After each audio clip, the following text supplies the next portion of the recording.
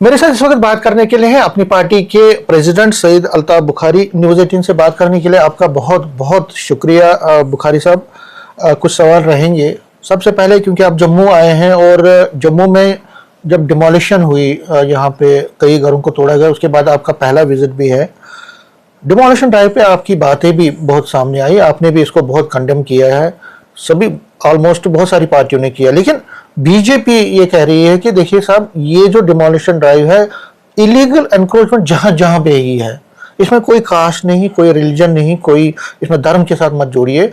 जहां जहां जो जो इलीगल एनक्रोचमेंट कर रहा है, जहां जहां पे है, उसको रिमूव करना चाहिए। इसमें हु हा नहीं करना चाहिए। समीर जी, पहले तो शुक्रिया आपका।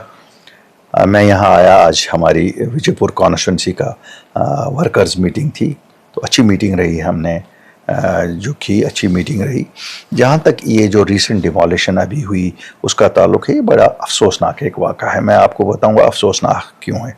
यहाँ 2019 जब 370 हटाया गया, उसके बाद इंडियन फॉरेस्ट एक्ट लगा, जिसमें फॉरेस्ट डिवेलर्स, जंगलात की ज़मीनों पे जो रहते हैं उनको एक हक है। वो गुजर समुदाय से जो लोग ताल्लुक़ रखते हैं उनको फॉरेस्ट राइट एक्ट के तहत वो ज़मीनें अलॉट होनी है। क्यों? उनका हैबिटेट, उनका कल्चर, उनका सब वही है। 2019 तक ये सच है कि they had no right to stay in the forest lands, लेकिन चूँकि हिंदुस्तान, पूरे हिंदुस्तान में जो एक्ट है वही एक्ट हमें अप्लाई किया गया। बल्कि मैं आज आपको एक चीज़ बताऊं, वो एक्ट अप्लाई 18 मार्च 2020 को हुआ। 16 मार्च को हम होम मिनिस्टर साहब से जब मिले हमारी पार्टी के वजूद में आने के बाद, तो हमने उनको कहा आप चुन चुन के कानून जम्मू कश्मीर में अप्लाई कर रहे हैं। आज जो लोगों के हित में वो नहीं करते हैं, जो आपके हित में आप करते हैं। उन्होंने कहा बताओ एक कानून। हमने कहा इंडियन फॉरेस्ट एक्ट आपने नहीं लगाया। तो उन्होंने वहीं होम सेक्रेटरी साहब से पूछा, उन्होंने कहा हाँ जी, और 2 दिन में उन्होंने वो यहाँ लागू किया। चूँकि यहाँ वो एक्ट है, तो इसलिए अगर ये जंगलात की ज़मीन पर भी बैठे थे तो they should have been given their right. वो रेगुलराइज करना चाहिए था, क्योंकि ये गुजर ही थे। गुजर जंगलात में ही रहते हैं। जो गुजर तो जंगल के बाहर तो इसका कल्चर है नहीं, इसका माल मवेशी है, यही है। अब चूंकि जम्मू को अब शहर बना दिया है, तो इसलिए हम समझते हैं वो जंगल नहीं है। वरना अगर ये राजौरी जैसा इलाका होता या केरन करना वाला इलाका होता या शुपियन के ऊपर वाले इलाके होते, तो वहाँ तो अभी दरख्त भी होते। तो इसलिए मेरा मानना है, और गुजर मुसलमान ही खाली नहीं है, गुजर हिंदू भी है। गुजर हिंदू भी है, क्योंकि वो दोनों आप देखते हैं, बकरवाल, गुजर, इसमें आपको दोनों कास्ट में, ये सब मुसलमान ही नहीं है, लेकिन दे आइडेंटिफाई देमसेल्व्स एज गुजर और बकरवाल्स और नोमैड्स। तो इसलिए ये तो रिलीजन का ये नहीं है, लेकिन गलत हुआ है। और मैं तो आपको सीधा कहूँगा, तो स्टेट गवर्नमेंट का गलती है। मुझे पता नहीं सुनील शर्मा जी क्या जस्टिफाई कर रहे हैं। स्टेट गवर्नमेंट की गलती है, उनके अंडर फॉरेस्ट मिनिस्ट्री है, उनके अंडर फॉरेस्ट प्रोटेक्शन फोर्स है, रेवेन्यू डिपार्टमेंट उनके अंडर है। तो they should have known it, they should have done it. तो लेकिन वो तो कहते हैं, उनसे जब बात करते हैं वो कहते हैं कि हमारे आईएएस ऑफिसर सुनते नहीं हैं, ब्यूरोक्रेट्स जो सुनते नहीं हैं, सारे एलजी एडमिनिस्ट्रेशन के अंदर, और उन्होंने प्रोब भी इसमें इनिशिएट की है। तो उमर अब्दुल्ला सरकार जो है, उन्होंने तो पला झाड़ा इस पे, और यही चीज जो है वो ये कहते हैं कि ये बीजेपी करवा रही है। लेकिन बीजेपी, समीर जी, अगर उनकी 2 मिनट के लिए माना उनकी ये सुनते नहीं है, फिर प्रोब किस चीज का? प्रो भी तो उन्होंने, उन्हीं अफसरों ने करना है जिनका ये कहते हैं कि वो हमारी सुनते नहीं है। इसलिए ये ड्रामाबाजी नहीं चलेगी। ये ड्रामाबाजी है, ये ड्रामाबाजी नहीं चलती है। हाँ, सिक्योरिटी को रिलेटेड इनके पास इख्तियारात नहीं है, पुलिस को रिलेटेड इनके इख्तियारात नहीं है, होम को रिलेटेड इनके पास इख्तियारात नहीं है, बाकी सब इख्तियारात इनके पास हैं। इनको आईएएस अफसरों को ट्रांसफ़र करने के इख्तियारात नहीं है, आईपीएस अफसरों को ट्रांसफ़र करने के इख्तियारात नहीं है। लेकिन जो फॉरेस्ट प्रोटेक्शन फोर्स में बैठे हुए अफसर हैं, वो तो जेके एएस ऑफिसर्स हैं। रेवेन्यू डिपार्टमेंट में तहसीलदार कौन होता है? वो तो जेके एडमिनिस्ट्रेटिव सर्विसेज का है। एसडीएम जेके एडमिनिस्ट्रेटिव सर्विस का कहीं कहीं पे आईएएस है। तो इसलिए ये तो कहने की बातें हैं, चूँकि इन्होंने कभी कोशिश ही नहीं की कि वो एक्ट जो यहाँ लागू हुआ है उसके तहत हम देखें कहाँ पर गुजर रह रहे हैं, कहाँ पे कौन रह रहा है, और उनके रेगुलराइज कर दें। जब रेगुलराइज नहीं किया तो इनको मौका लगता ना हर वक्त, क्योंकि ये इनको वोट के मशीन समझते हैं कि वरना अगर कोई और आ गया तुमको निकालेंगे, तुमको ये करेंगे। तो अब आज इन्होंने खुद ही को उनको वो किया। आपने बात की कि पावर्स की, और इसी पर मैं आता हूँ। 1 साल और तकरीबन 8 महीने हो गए अब सरकार को। जी, क्या लगता है आपको, क्योंकि जब भी बात करते हैं मिनिस्टरों से, चीफ मिनिस्टर से, वो कहते हैं कि पावर्स नहीं है, लेकिन आप जैसी पार्टी लगातार हमला कर रही है, नौकरियों के सिलसिले की बात कर रही है कि नौकरियां नहीं मिल रही है, बाकी चीजें, लेकिन वो कहते हैं कि हमारे पास एडिक्वेट में प्राइवेट नहीं है क्योंकि स्टेटहुड नहीं है। समीर साहब देखिए, जिस वक्त इलेक्शन लड़ा हमने यूटी के अंडर सबने लड़ा, पावर्स तो तब भी पता थी हमारे पास क्या है, तो फिर मैनिफेस्टो बनाने की क्या जरूरत थी, फिर वादा देने की क्या जरूरत थी। अगर मुझे पता है मेरे पास ये पावर नहीं है तो मैं क्यों वो वादा करूं लोगों को मैं आपके लिए करूंगा। तो ये कहना आज मुझे नहीं लगता है दुरुस्त है। डेली वेजों को रेगुलराइज करना है, ये पावर उनके पास है, इसमें ऐसी कोई बात तो नहीं है। हाँ, इसमें कोई उनको ये नया नहीं ढूंढना है। इसी तरह से नौकरियां, अगर वो कह रहे हैं हमने जितनी नौकरियां लगाई वो SSRB के थ्रू लगाई, वो कहते हैं ना 10 या 20 हज़ार लगाई, तो फिर वो 20 हज़ार के लिए जब पावर थे तो लाख के लिए क्यों नहीं है? वादा तो उन्होंने 1 लाख नौकरियों का किया था। तो ये तो दो चीज़ों में मेल नहीं खाता है। अगर वो कहते हैं कि बिजली के 200 यूनिट होने का है, ये तो उनके पास है।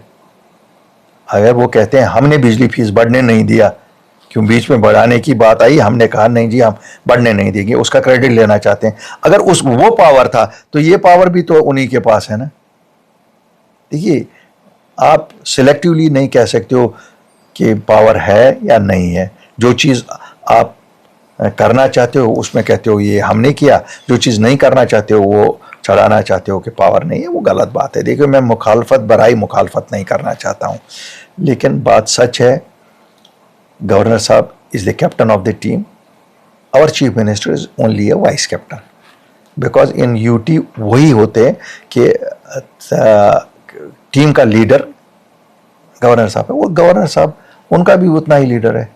देखिए, अपने काम के लिए अगर वो जा सकते हैं, अपने मशीर को नौकरी देने के लिए वो दिल्ली तक जा सकते हैं, वो तो करके लाया ना।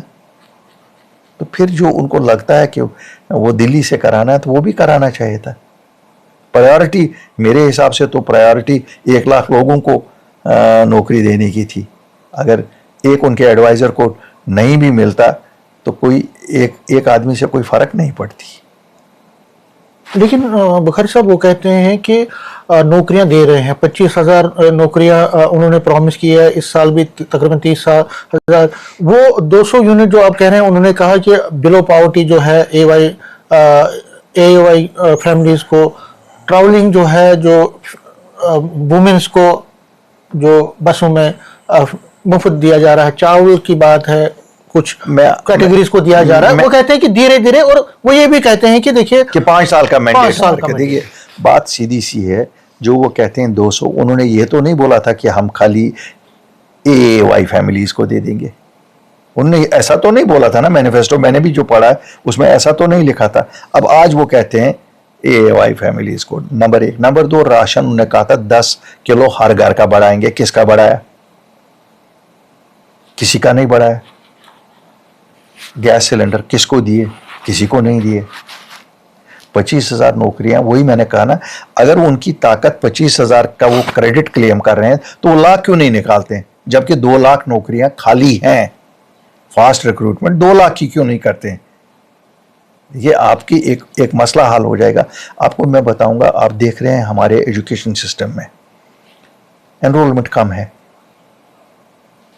एनरोलमेंट ही कम है, कॉलेजेस में, स्कूलों में, दोनों में एनरोलमेंट कम है। कैसे हो सकेगा? और आपको बताऊंगा, एनरोलमेंट कॉलेजेस में कम है। You should have a dedicated director of colleges. क्या आपने रखा है? उसको इस्लामिक यूनिवर्सिटी में भी कुछ लगाया है? क्या बात, एक ही अफसर हर जगह।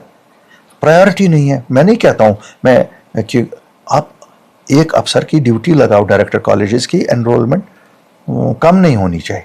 कॉलेज इतने बने हैं, एनरोलमेंट तो होनी चाहिए ना, एनरोलमेंट क्यों कम हो रही है? There is something the government has to see. अब देखिए अस्पतालों की हालत, डायलिसिस पेशेंट लाइन से लगे हैं, क्यों? जो ये हमारी इंश्योरेंस स्कीम है उसमें पैसे ही नहीं मिले हैं लोगों को, अस्पतालों को पैसे नहीं मिले, आज लोगों को डायलिसिस नहीं हो रही है, इक्विपमेंट नहीं हो रहा है, नर्सेज की कमी है और अवेलेबिलिटी बहुत ज़्यादा है हमारे पास, ये तो है नहीं कि नहीं है। तो अब हम कितनी चीज़ों पे बोलें? देखिए वो तू मैं हम करना नहीं चाहते हैं और हम उन चीज़ों में यकीन भी नहीं रखते हैं, लेकिन कोई भी चीज़ आप सड़कों की हालत देखिए। मैं आज ये चौआदी के रास्ते से यहाँ गया जहाँ जलसा मेरा था, ऑनेस्टली मुझे लगता है हिंदुस्तान के किसी पुराने गाँव में भी इससे अच्छी रास्ते मिलेंगे आपको। ये जम्मू शहर है, यह कैसे हो सकता है? ये कैसे होगा?